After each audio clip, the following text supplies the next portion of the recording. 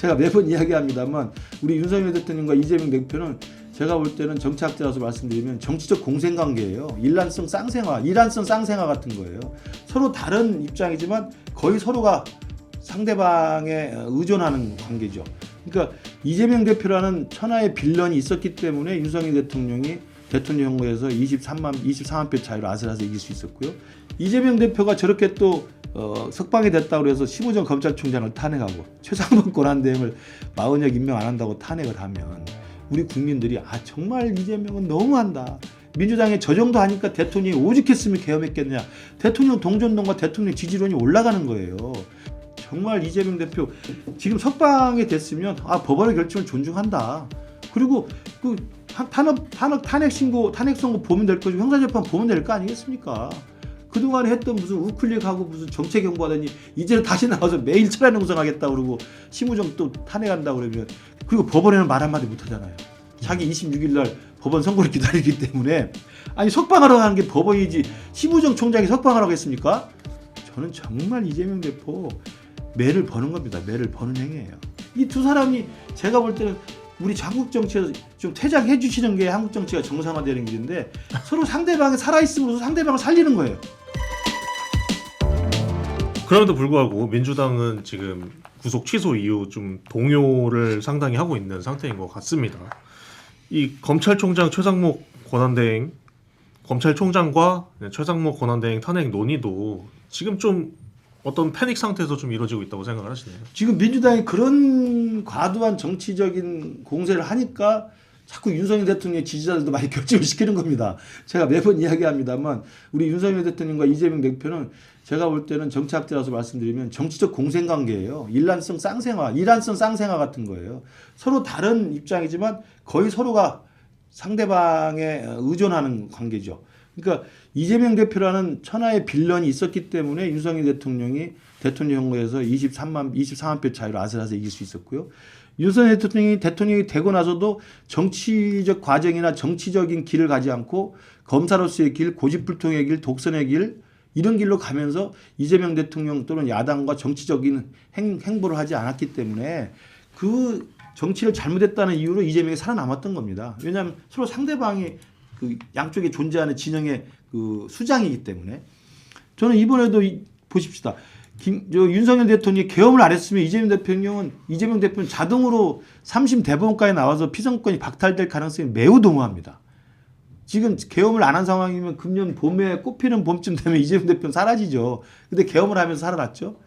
두 번째는 이재명 대표가 저렇게 또 석방이 됐다고 해서 심우정 검찰총장을 탄핵하고 최상목 권한대행을 마흔역 임명 안 한다고 탄핵을 하면 우리 국민들이 정말 이재명은 너무한다. 민주당이 저 정도 하니까 대통령이 오죽했으면 계엄했겠냐. 대통령 동전동과 대통령 지지율이 올라가는 거예요. 계엄을 한 대통령도 정말 잘못한 반민주적인 폭거를 저지른 거고 정말 헌법이 있다고 해서 저렇게 줄탄핵으로 국정을 마비시키고 자기의 사법 리스크를 보호하기 위해서 제1당 민주당을 사당화시키는 저 이재명 대표도 정말 반민주적인 행태를 벌이는 거거든요. 이 두 사람이 제가 볼 때는 우리 한국 정치에서 좀 퇴장해 주시는 게 한국 정치가 정상화되는 길인데 서로 상대방이 살아있음으로써 상대방을 살리는 거예요. 정말 이재명 대표 지금 석방이 됐으면 법원의 결정을 존중한다. 그리고 그 탄핵 선고 보면 될 거지 형사재판 보면 될 거 아니겠습니까? 그동안에 했던 무슨 우클릭하고 무슨 정책 경고하더니 이제는 다시 나와서 매일 철야 농성하겠다 그러고 심우정 또 탄핵한다 그러면 국민들이 제대로 보겠습니까? 그리고 법원에는 말 한마디 못 하잖아요. 자기 26일 날 법원 선고를 기다리기 때문에 석방하러 가는 게 법원이지 심우정 총장이 석방하라고 했습니까? 저는 정말 이재명 대표 매를 버는 겁니다. 매를 버는 행위예요. 지금 많이 조급하다고 보세요? 조급하죠. 3월 26일 날 자기의 피선거권에 지금 거의 이제 그 죽느냐 사느냐의 경각에 달려 있는 상황이 오고요. 그리고 이제 헌법재판소에서 판결이 어떻게 날지 또 봐야 되고요. 헌법재판소 판결의 시기도 문제가 있잖아요. 시기가 그러면 좀 미뤄진다. 4월 초까지만 가더라도 사실 이재명 대표가 대법 판결을 사실은 안 나올 수가 없는 상황이 될 수도 있어요. 그러면 이재명 대표는 지금 하루하루가 피가 마를 수가 있죠. 그러니까 저는 일국의 제1당의 대표고 대통령의 유력한 후보고 대통령이 될 가능성이 높은 사람이라고 한다면 정말 정치인답게 당당하게 정도를 걷고 대범하게 행보를 해야죠. 자기 지역 안 살고 자기 감옥 안 가고 자기 대통령 되는 것만을 위해서 모든 원칙과 절차를 다 무시하면 되겠습니까? 정말 참 답답한 분이에요. 알겠습니다.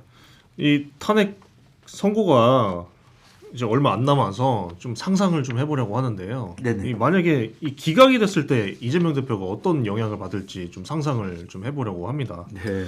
이 이재명 대표 영향력에 어느 정도 타격을 입을 것 같은데 그래도 1등 대권 주자로서 그 순위 자체는 좀 유지를 할 거라고 보세요? 그렇죠. 그냥 그동안 사법 리스크는 계속 존재해 왔던 것이고 그런 사법 리스크에도 불구하고 지금 5개 재판을 받고 있는 형사 피고인 범죄 혐의자임에도 불구하고 그 지지율은 유지가 계속 돼 왔습니다. 근데 만약에 탄핵이 기각된다. 기각되면 그 지지율은 상관이 없겠지만 이재명 대표 정치적 생명은 위험하죠. 왜냐하면 기각이 되면 대통령의 직무가 복귀가 되는 거고 조기 대선은 없어지는 거지 않습니까? 그럼 임기가 상당히 남았습니다. 그러면 3월 26일에 이재명 대표의 공직선거법 2심은 판결이 나고요. 그러면 3개월 이내에 대법 판결이 납니다. 만약에 1심, 2심 다 징역형의 중형이 선고되는 유죄가 유지가 된다면 3심은 사실은 그냥 기간만 남아있을 뿐이지 그냥 그대로 유죄가 확정되는 거거든요. 그러면 이분의 피선거권은 10년 동안 사라집니다. 그러면 대선 후보로 뛸 수가 없는 자체가 되기 때문에 정치권 자체에서는 아직 완전히 퇴장하는 게 되는 거죠. 그러면 사실 이재명 대표 운명은 그걸로 끝난다고 봐야죠. 알겠습니다. 저는 여기까지 진행하고요. 이제부터 이호승 기자와 대화 나누시면 되겠습니다. 진행을 잘 들었습니다. 감사합니다. 탈심판 결과가 이번 주에 안 나온다는 얘기도 많더라고요. 글쎄요.